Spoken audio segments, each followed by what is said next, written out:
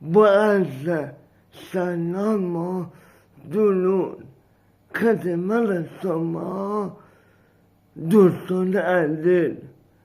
میخوایم با هم دیگه بریم یک کلیپ خفن و جذاب نگاه کنیم.